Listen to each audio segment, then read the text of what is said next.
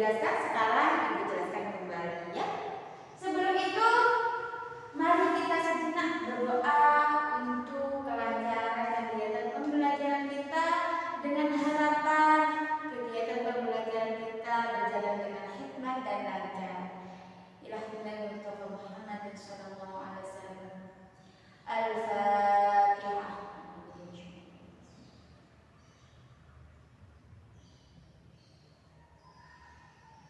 Alhamdulillahirabbil alamin. Bismillahirrahmanirrahim. Ibu sekarang dimulai. Tapi sebelum kita kayaknya akan membahas tentang pembelajaran, kita briefing dulu yuk. Ibu akan melatih konsentrasi kalian dengan cara bertepuk tangan.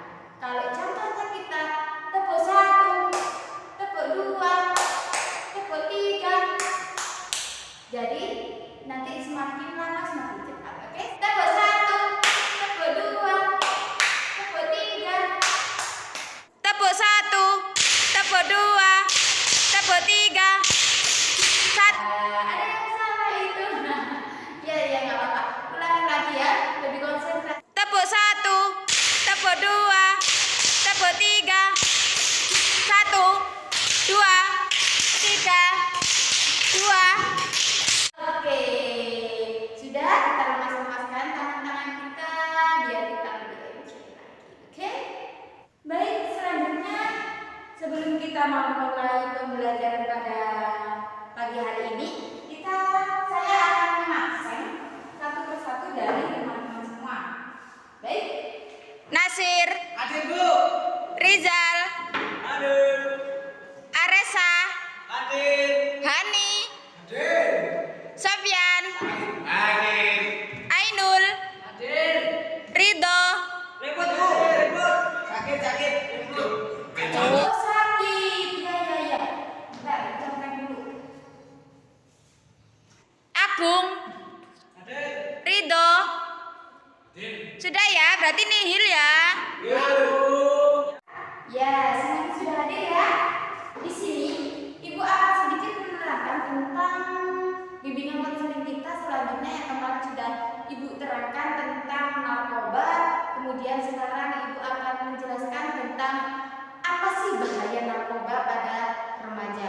Jadi kita semua di sini kan masih remaja nih ya. Khususnya kita ada di kalangan SMA atau sekolah menengah atas. Kita harus tahu apa sih bahaya narkoba tersebut. Kenapa sih kita harus mempelajarinya? Kenapa kita harus mengerti? Karena pasti kita tahu kan bahwa kita sering sekali mendengar kata-kata narkoba. Apa sih itu narkoba, Bu? Apa sih bahayanya narkoba? Kenapa kita harus mempelajarinya? Jadi kita harus tahu. Jadi sebelum itu Ibu akan menerangkan di bawah di sini aja ya. Tapi Ibu sekarang mau memberikan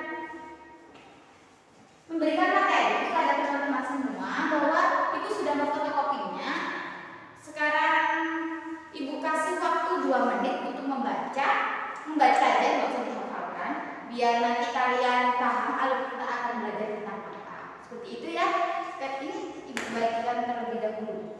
Sudah kebagian semua ya? Oh iya, sudah ya. Sudah.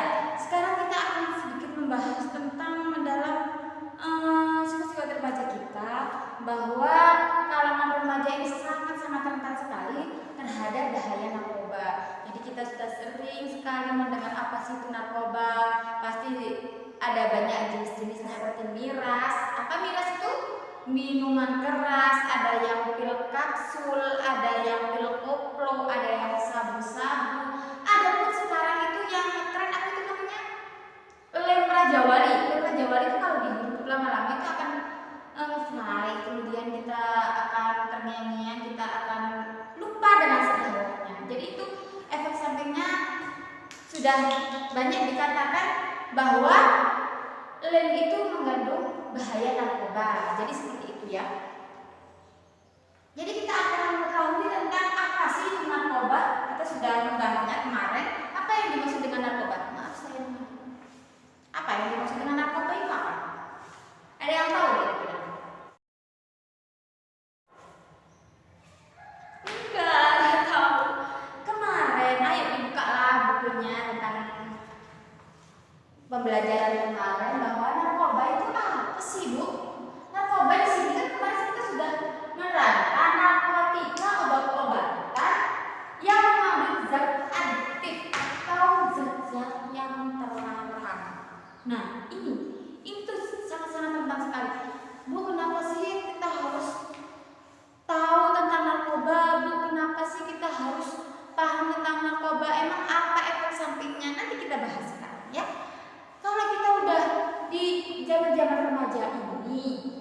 nggak begitu mengenal apa itu dunia seperti ini, sangat-sangat ya mungkin kita katakan jangan-jangan rumit ya.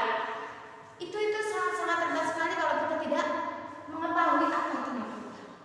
Karena di sekeliling kita itu sudah banyak sekali yang beredar tentang narkoba. Jadi kita sebagai pelajar jangan sampai kita mengkonsumsi, apalagi kita sering-sering mengkonsumsi, ini sangat-sangat berbahaya sekali pada kita sendiri.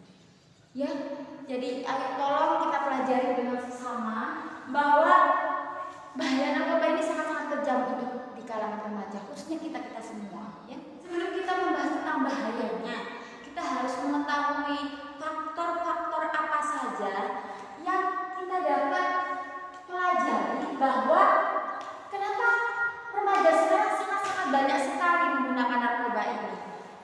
Silakan dibaca, di situ ada faktor-faktor penyebab remaja menggunakan narkoba. Ya, sudah tahu ya. Faktornya di sini. Yang pertama ada faktor individu. Nah, ini faktor individu kan berasal dari diri kita sendiri ini ya. Jadi kalau udah dari kita sendiri, ini pasti ada problemnya. Kenapa Bu? Saya kayaknya nggak seperti itu deh. Kayaknya saya nggak seperti yang Ibu katakan deh. Padahal individu saya ini saya nggak pernah pakai miras, pakai narkoba seperti itu. Enggak. Jadi saya tidak menyalahkan di masing-masing individu, tapi kita mempelajari bahwa bahaya narkoba atau pemakaian narkoba ini ada faktor-faktor dari individu. Nah, ini ada kriterianya. Yang pertama ada penumbuhan biologisnya, dari biologis. Nah, ini kalau sudah remaja kita pasti rentan kan dengan nafsu atau amarah-amarah yang ya kita sering-sering kepo lah, bahasa sekarang itu kepo. Jadi kita kepo, apa sih itu narkoba, apa sih itu miras, apa sih minuman apa sih seperti ini, di botol bening, ada yang warna ungu, ada yang warna ini TF gitu ya. Itu kita harus tahu bahwa perkembangan biologis kita pada usia-usia kita ini kepo atau rasa ingin tahu. Rasa ingin tahunya kita itu sangat-sangat besar. Ya, sangat-sangat besar. Seakan-akan kita itu apa ya? Itu tuh suka sekali dengan rasa ingin tahu gitu loh. Ini minuman apa sih? Oh iya, itu minuman enak sekali. Itu minuman yang sangat-sangat sekarang populer sekali. Coba deh kamu minum ini 1 gelas saja, pasti rasanya badan kamu tuh enak. Ini jiwa-jiwa kamu tuh meronta-ronta seakan-akan itu benar baik-baik saja gitu. Padahal di sini mempunyai efek samping yang sangat-sangat berbahaya. Dan yang kedua di situ ada psikologis maupun sosial. Dua ini jika rentan, kita tidak memberikan diri kita sendiri, kita akan sangat-sangat terpengaruh oleh dunia luar. Jadi seperti itu. Kalau semuanya kita sudah terpengaruh, sudah apa? Nah ini, kalau kita sudah di fase-fase ini kita tidak bisa mengendalikan, kita akan terjerumus. Jadi seperti itu. Kita akan terjerumus. Yang kedua di sini ada faktor apa itu? Bisa dibacakan. Faktor lingkungan, baik. Lingkungan. Udah. Di situ ada lingkungan sekitar kita. Contoh ini banyak sekali terjadi di kalangan keluarga. Itu pasti. Kalau di kalangan keluarga, kalau kita mental kita sudah benar-benar tidak bisa dikendalikan, mau apa lagi? Menenangkan pikiran. Iya. Apa sih itu? Kok kenapa harus keluarga gitu ya? Yang pertama di situ ada kurang baiknya komunikasi terhadap orang tua. Kalian sekarang sudah berkomunikasi dengan baik belum dengan orang tua? Kalau belum, tingkatkan. Kalau sulit, diperbaiki. Jadi gitu. Jadi kalau kita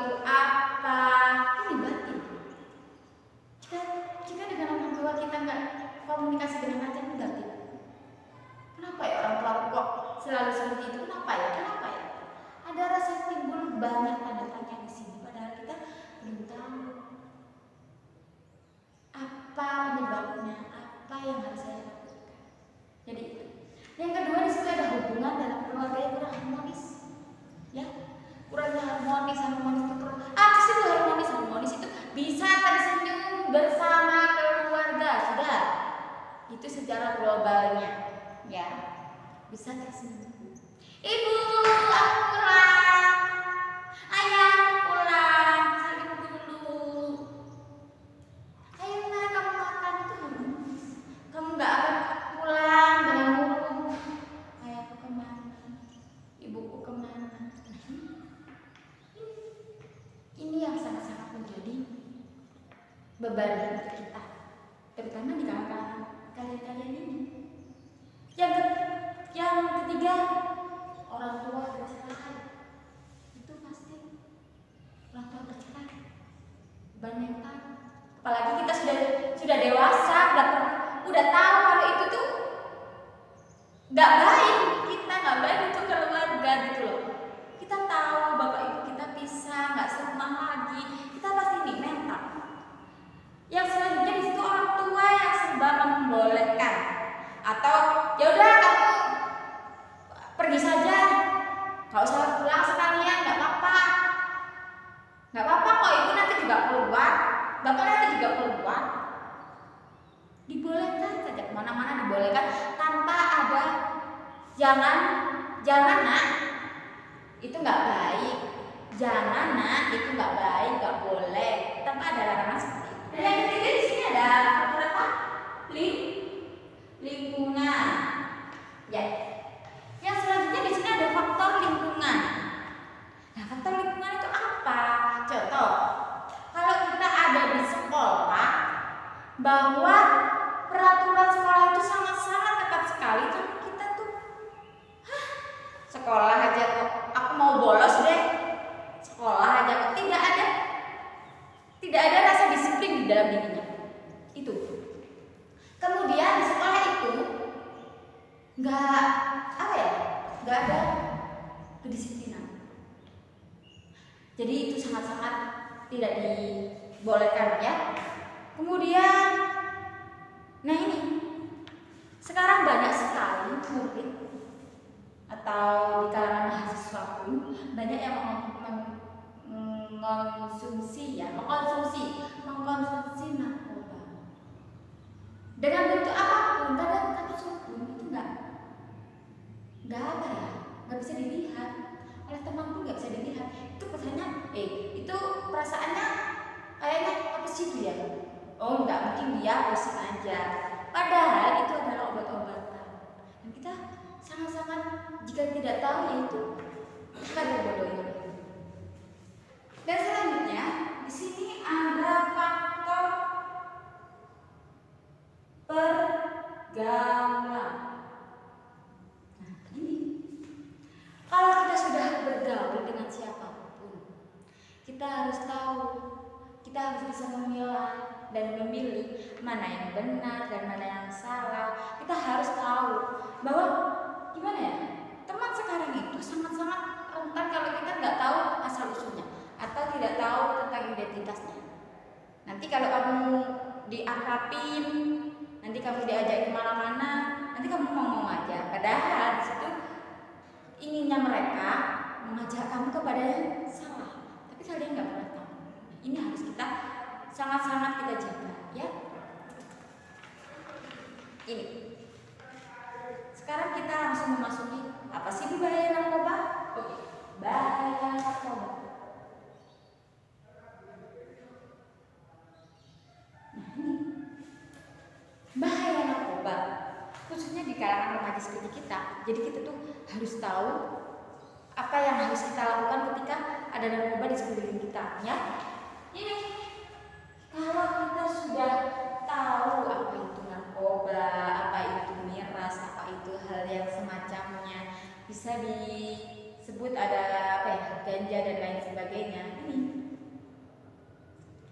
akibatnya kalau seumpamanya kita sebagai pendidik atau kita sebagai peserta didik, kita sering-sering mengonsumsi narkoba, kita akan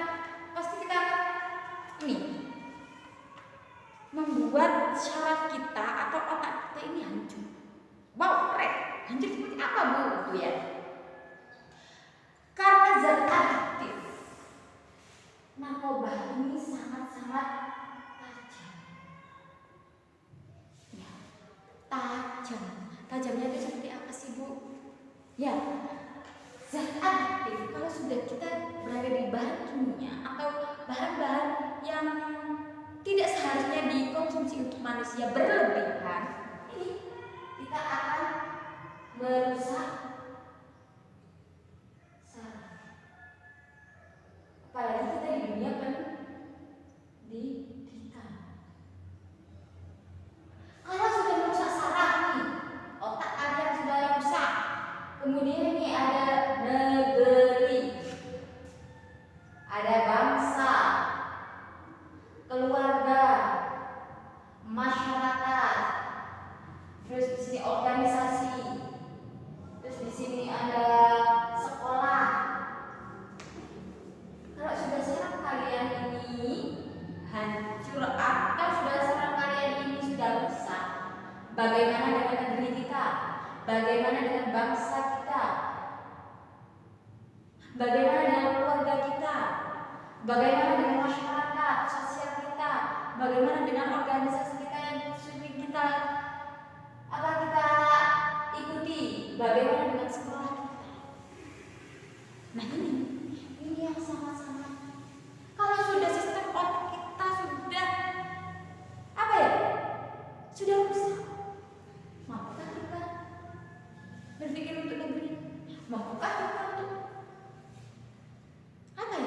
memikir untuk bangsa negeri ini, keluarga apalagi? Lalu kita menata hidup kita aja repot, ya.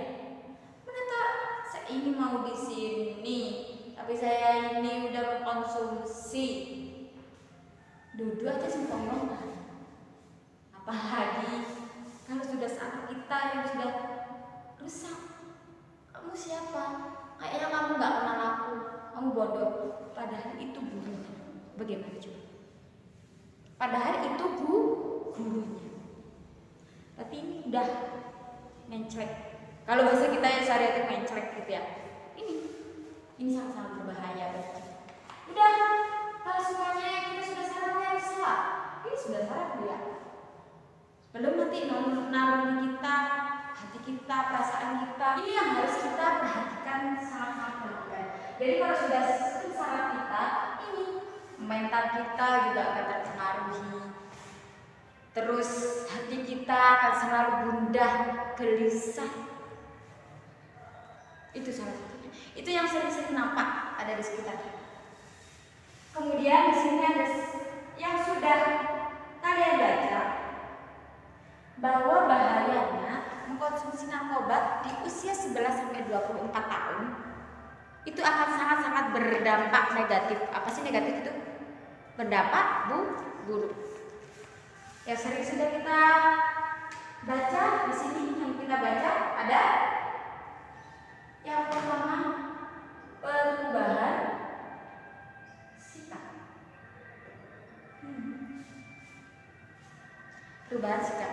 Yang tadinya sifatnya baik malah buruk. Yang tadi sikapnya tawadhu, sopan, kemudian dia berlaku seenaknya, tidak tahu tata krama.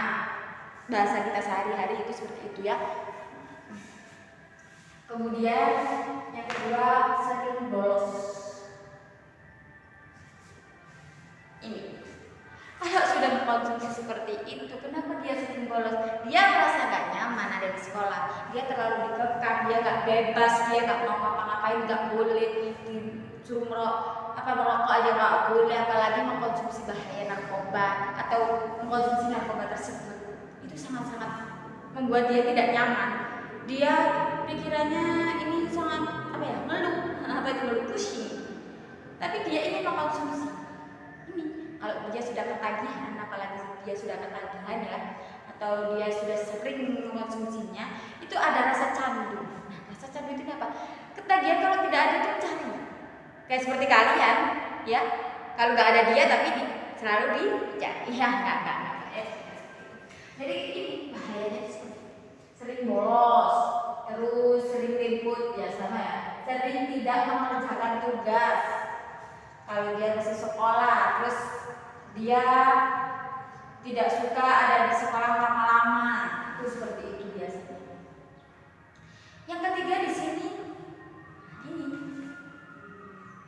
tidak jujur. Sudah tidak jujur. Perut saya sakit. Kenapa? Gak tahu. Kok gak tahu? Kamu tadi habis makan apa? Gak tahu. Padahal dia sudah konsumsi secara berlebihan, jadi perutnya sakit, pusing, nalurinya kemana-mana. Itu yang sering terjadi. Ya, kemudian di sini ada tersinggung, mudah marah, mudah tersinggung. Contoh, kamu ini ngapain sih kok sering bolos?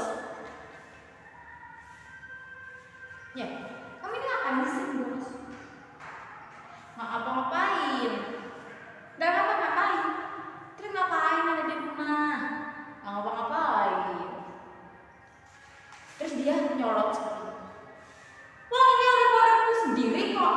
Kenapa kamu kecampur? Ini dia mudah tersinggung. Tapi nggak semua loh orang-orang yang mudah tersinggung dia mengkonsumsi bahaya narkoba atau narkobanya ini ya, tidak semua, tapi keseringan seperti itu. Yang kelima, sering menguap. Sering menguap. Apa-ngapain nangis. Apa-ngapain nangis. Itu mengantuk. Nah ini sangat sering. Apalagi dia kalau di sini tuh tidur terus apa, jangan-jangan dia itu kalian sering-sering tidur ya? Apa jangan-jangan dia itu konsumsi narkoba ya? Enggak semua. Tapi ini salah satu yang kita seperti itu. Kemudian tidak memperdulikan kesehatan dia. Saya sakit, gak sakit harus meminum, harus mengkonsumsi narkoba. Nah, jadi dia itu sangat-sangat acuh kepada dirinya sendiri. Jangankan untuk menjaga dia, DE yang dimaksud dengan DE, apalagi menjaga dirinya sendiri aja gak bisa, apalagi menjaga DE gitu ya. Bahasa-bahasa itu. Nah, kalau sudah seperti itu, kita harus benar-benar memahami, ya. Ada salah satu upaya yang kita lakukan ketika di remaja itu mengkonsumsinya. Di situ ada upaya penyuluhan tentang bahaya narkoba. Jadi kalau kita semuanya ada di sekitar orang yang seperti itu, kita ajak berdiskusi secara pelan, secara nyantai, enjoy. Nanti kita bahas sedikit-sedikit, sharing-sharing. Bagaimana sih, kenapa kamu seperti itu, kita cari pelan-pelan begitu. Kemudian di situ ada, kalau kita kembalikan yang berkewenangan dan kewajiban, di situ ada razia pengambilan atau perampasan narkoba. Jadi seperti itu. Jadi kita ada penyuluhan, ada razia tersebut, terus kemudian kita melakukan pendampingan terhadap orang tersebut. Pendampingan itu seperti apa? Kita harus selalu ada di sebelahnya. Kalau seumpamanya dia ingin mengkonsumsi, oh jangan itu seperti ini nih, nggak boleh. Apalagi kita loh ya sebagai remaja ya, ingat-ingat kita sebagai remaja jangan sampai kita mengkonsumsinya, ya, bahaya untuk diri kita. Apalagi kita sekarang udah ada di zaman-zaman seperti ini, kita sering sekali menemui anak-anak remaja yang tanda kutip dia ada di mana-mana, dia keluar malam juga selalu dibolehin.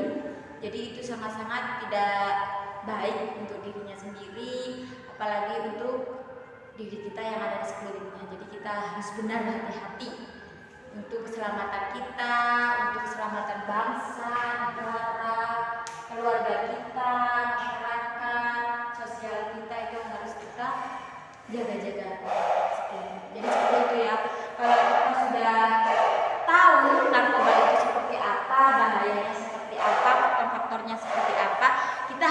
benar-benar berhati-hati. Jadi kalau kita seumpamanya seperti itu, sudah seperti itu, kita harus benar-benar berhati-hati. Ya, jadi tolong kepada semua adik-adik yang ada di sini atau teman-teman semua yang ada di sini, kita benar-benar memahami apa sih itu bahaya narkoba untuk kalangan remaja. Jadi seperti itu aja. Kita melihat waktunya sudah mepet, sudah sudah habis ya. Habis ini pergantian jam. Itu saja yang bisa Ibu sampaikan. Mudah-mudahan kalian dapat menerima ilmu dari yang kita pelajari sekarang dan mudah-mudahan bermanfaat. Kalau seumpamanya ada kurangnya, Ibu mohon maaf ya sebesar-besarnya. Tapi jika ada kelebihannya, itu sudah bonus dari Allah kepada Ibu dan kita semua khususnya. Sebelum kita akhiri, mari kita baca hamdalah terlebih dahulu.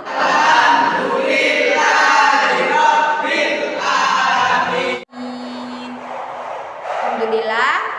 Terima kasih. Ibu akhiri. Assalamualaikum warahmatullahi wabarakatuh.